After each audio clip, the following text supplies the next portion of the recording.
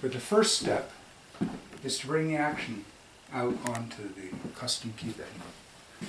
And I tighten down the balance rail right in the center, makes a spine. If we move the station and the floor is uneven, anything that goes down in this direction goes up in that direction, and the overall thing is self-compensating. So I tighten that down in the center, with the exception of a concert grand action, which, because of its size and odd shape, requires that the balance rail be slanted somewhat.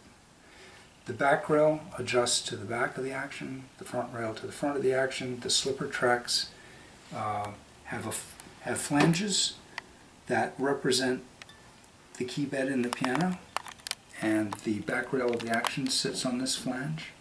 The squaring platform, which makes things vertical, sits on that flange, and the string height gauge rail, which records strike heights, sits on that flange. So the action sits on the flange and is hugged by the rest of the slipper track, and then the regulating rack rides in the tracks. I've loosened the various elements.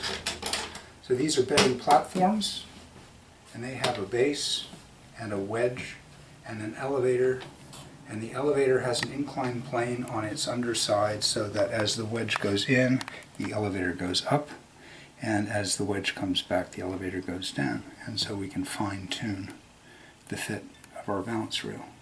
And the studs sit on these, and then you don't have to adjust them in this version of the Grandwork protocol. If we did not have a custom keybed and you're just working from a regular bench, then you use the studs to bed the balance rail. But that's a discussion for another day. Right now we're setting up to the regulation station deluxe. These are bedding blocks. They have a little peak, and the peak of the roof there touches the underside of the back rail or the front rail, and it sits on its rail and tilts up. And I do that in the direction of tightening the screw. And so you have a kind of a triangulation between there and this that is very strong and stable, and it has a little bevel so that the action can slide in and on the front rail slide out without getting caught. So these are all loosened up so we can position them.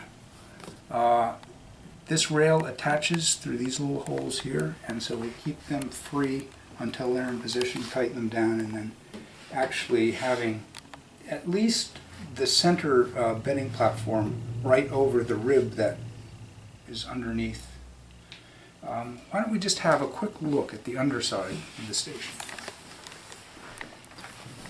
And you'll see there are 5 ribs that the rails slide on from the upper side, but give the thing structural integrity from the underside. Okay. So I'm going to bring the action over.